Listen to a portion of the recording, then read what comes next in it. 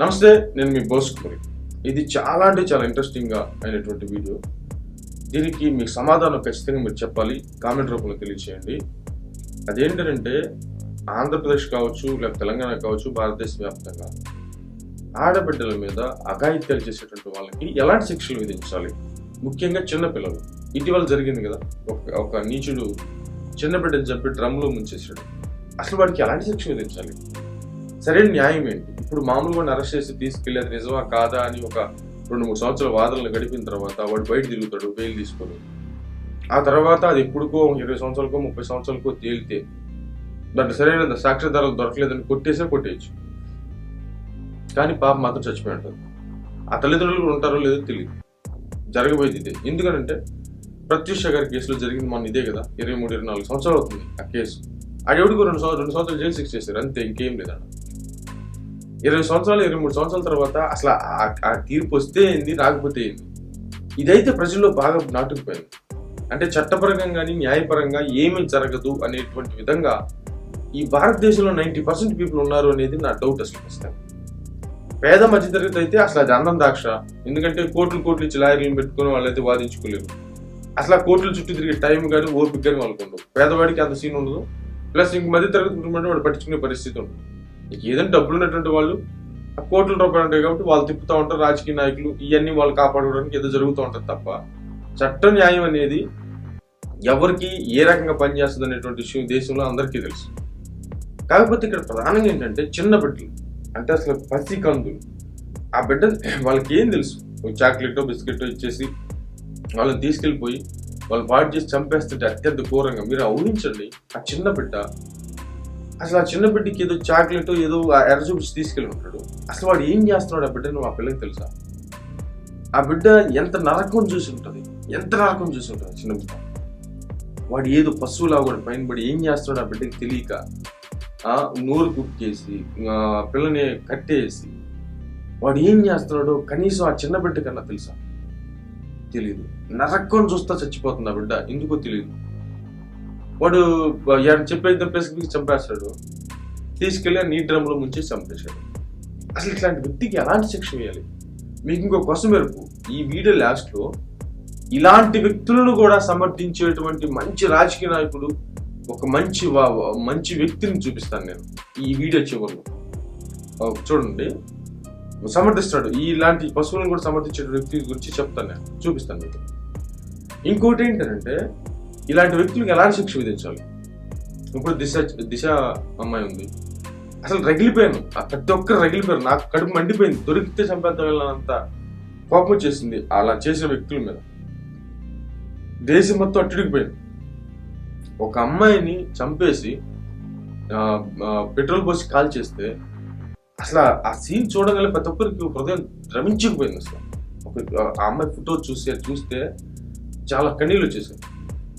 వెంటనే ఇది కాదు దీనికి పరిష్కారం అని చెప్పేసి కేసీఆర్ గారు ప్రభుత్వం ఉన్నప్పుడు ఏపిచ్చేసింది. నలుగురిని ఏపిచ్చారో తెలియదు, కానీ మొత్తం మీద వెనకూడరని చెప్పారు. మొత్తం నలుగురు అయితే వేసేసారు నైట్కి చచ్చిపోయారు. అసలు ప్రజలైతే పోల వర్షం కురిపించారు పోలీసుల మీద. అంటే ప్రజలు కోరుకుంటుంది అదే ఇమీడియట్లుగా ఈ తీసుకెళ్ళటం, మేపటం, వాళ్ళకి అయిద్దో లేదో 20 సంవత్సరాలు 30 సంవత్సరాలకి తేలి అది ఎప్పటికైద్ది, ఎప్పుడు చేస్తారు, ఇవన్నీ తీసి పక్కన పెట్టేసి ఇమీడియట్లుగా స్పాట్గా జరిగేటువంటి న్యాయం, అప్పుడు సరైనటువంటి న్యాయం జరిగినట్టు. అంతేగా ఇప్పుడు మన సినిమాలు కూడా చూస్తుంటాం. మామూలుగా ఒక విలను వాళ్ళ చెల్లెలికో, అంటే హీరో వాళ్ళ చెల్లెలికో లేకపోతే వాళ్ళ ఎవరికో అన్యాయం చేసినటువంటి ఒక్కొక్కరిని లేపేస్తూ ఉంటాం, చప్పట్లు కొడుతూ ఉంటాం. అలాంటి న్యాయమే కోరుకుంటున్నారు ఆ ప్రజలు, ఇమీడియట్లీ న్యాయం. ఇప్పుడు ఇదంతా ఎందుకు ప్రస్తావించాల్సి వస్తుందంటే ఆంధ్రప్రదేశ్లో ముఖ్యంగా ఈ నీళ్ళలో ముంచేటువంటి వాటర్ ఎన్కౌంటర్స్ అనేవి ఇప్పుడు ఎక్కువగా వస్తున్నాయి. అలా చేసినటువంటి వ్యక్తి చచ్చిపోతున్నాడు వెంటనే. ఇంకా అది ఎవరు ఏంటి అనేది తెలియదు.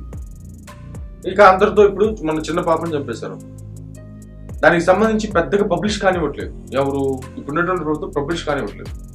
మామూలుగా అయితే దాన్ని బాగా పబ్లిష్ కానిచ్చి బాగా పిక్స్లో తీసుకెళ్ళిపోయి ఆ తర్వాత ఏదైనా చేసుకుంటే రాజకీయంగా వాడుకోవచ్చు దాన్ని. కానీ అసలు రాజకీయంగా కూడా వాడుకోవట్లేదు కూటమి. కానీ ఏం జరుగుతోంది? ప్రతి ఒక్కరు కూడా నీళ్ళలో ముంచి చచ్చిపోయి, ప్రతి ఒక్కరు. ఇప్పుడు నేను మొన్న వీడియో కూడా చేసినప్పటికీ 4 సంఘటనల్లో ఎన్నో జరిగినాయి. ఇది కూటమి ప్రభుత్వం వచ్చిన తర్వాత 4 సంఘటనలు కూడా ఇట్లా చెరువులో పడి, అంటే నీళ్ళలో పడి చచ్చిపోతారు. కాబట్టి స్పాట్ గా జరిగేటువంటి న్యాయం. ఆ చిన్న బిడ్డను అలా చేశారు. మొన్న ఒకడు ఆ దుర్మార్గుడు వాడు సాయంత్రానికి నీళ్ళలో పడి చచ్చిపోయాడు.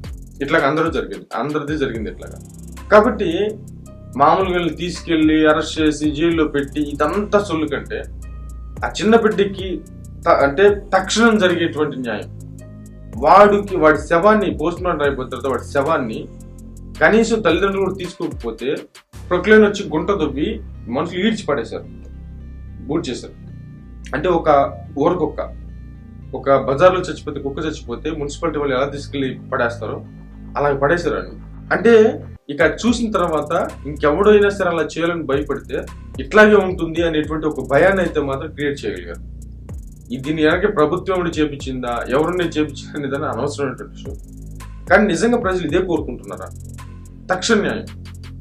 ఆ చిన్న బిడ్డ ఎంత నరకం పడి చచ్చిపోయి ఉంటుంది, ఎవరు కూడా మాట్లాడాలి.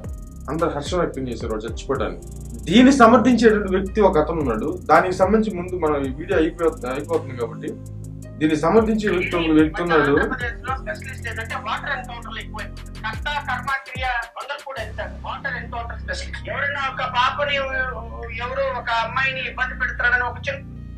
ఏదో ఒక పాపని ఇబ్బంది పెడుతున్నాడు చిన్నగా జడా శ్రావణ్ కుమార్ గారు ఒక చిన్న బిడ్డని ఇబ్బంది పెడుతున్నారు. చిన్నగా పుట్టు ఇబ్బంది పడుతుంది. మొన్న ఏం జరిగిందండి, ఒక చిన్న బిడ్డని తీసుకెళ్లి చంపేస్తే, నీళ్ళలో ముంచి చంపేస్తే ఏదో చిన్న బిడ్డని ఏదో చిన్నగా ఏదో జరిగిందంట. జడా శ్రావణ్ కుమార్ అనేటువంటి వ్యక్తి మాట్లాడుతున్నాడు.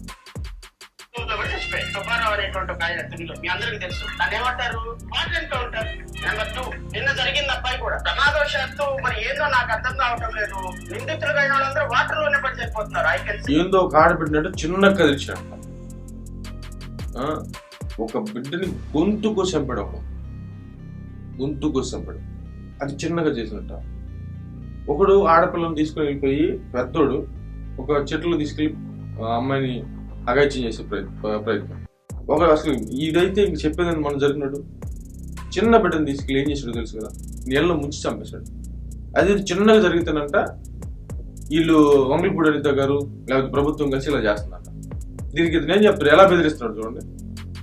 వాటర్ ఎన్కౌంటర్ ఈ రోజు మీకు అధికారం ఉంది కదా అని వాటర్ ఎన్కౌంటర్ చేస్తున్నారు. అధికారం అట్లా మారింది. ఏమైతే చెప్తా. సుబ్బారావు కూర్చొస్తుంది, home minister Anitha, DGP, SP వీళ్ళందరూ కలిసి మా నాన్న సర్ఫేసర్ కంప్లైంట్ పెడతారు. 2 నిమిషాల్లో ముద్దా అయిపోతామమ్మా, నువ్వేం కంగారం లేదు. ఈ మధ్య ఆంధ్ర అదండి పరిస్థితి అలా ఉంది. పరిస్థితులు అలా ఉన్నాయి. ఏదో ఆడబిడ్డని ఇంత ఘోరంగా చేసినటువంటి వ్యక్తి ఘోరంగా అంటే ఇమీడియట్లుగా చట్టాలు కానీ న్యాయాలు కానీ ఈ విషయాల్లో కానీ అంటే ఒక లాయర్ అయినటువంటి వ్యక్తి, ఒక రాజకీయ నాయకుడు అయినటువంటి బాధ్యతగా మాట్లాడుతున్న పని ఏంటో తెలుసా? ఇప్పుడు ఇలాంటి సంఘటనలు జరిగినప్పుడు చట్టాల మీద న్యాయాల మీద నమ్మకాలు ఉండలేదు ప్రజలకి, త్వరగా శిక్ష కావాలని కోరుకుంటున్నారు. కాబట్టి ఇలాంటి సంఘటనలు జరిగినప్పుడు స్పీడ్ కోర్టులను ఏర్పాటు చేసినా సరే ప్రభుత్వాన్ని రిక్వెస్ట్ చేయాల్సింది. స్పీడ్ కోర్టులను ఏర్పాటు చేయాలి. లేకపోతే ఇమీడియట్లీగా దానికి ఏదన్నా ఒక స్పెషల్ జడ్జిని పెట్టి ఆ కేసు వరకు త్వరగా 1-2 నెలల్లో తేల్చేసేటువంటి విధంగా, నిందితుడికి శిక్ష పడేటువంటి విధంగా ఒక 1-2 నెలల్లో ఒక టీంను ఏర్పాటు చేసి సెట్ చేయండి అనేటువంటి విధంగా ఒక సలహా ఇవ్వాల్సినటువంటి వ్యక్తి ఏదో చిన్న బిడ్డలు అంటే ఏదో చిన్నగా ఏదో చేస్తేనంట వాటర్ ఎన్కౌంటర్లు జరుగుతున్నాయి అంట. ఇప్పుడు అధికారం అడ్డం ఉంది కాబట్టి మీరు చేసేస్తున్నారు, రేపు పొద్దున అధికారం మారిన తర్వాత వాళ్ళు పోయి కేసు వేస్తే మీరు ముద్దాయిలు అవుతారు అనేటువంటి విధంగా బెదిరిస్తున్నాడు అని అంటే అసలు మనం ఎక్కడున్నాం? ఇలాంటి రాజకీయ నాయకులు, ఇలాంటి వ్యక్తులు చెప్తా ఉంటే మనం ఇంకా వినేటువంటి పొజిషన్లో మనం ఉన్నందుకు అంటే ఇంక ఇట్లాంటి వ్యక్తులు ఉంటే ఇలాంటి అఘాయిత్యాలు ఆగుతాయా అనేటువంటి విధంగా అయితే మాత్రం సోషల్ మీడియాలో విపరీతంగా ప్రచారం జరుగుతుంది. మరి దీని మీద మీరు ఏమంటారు?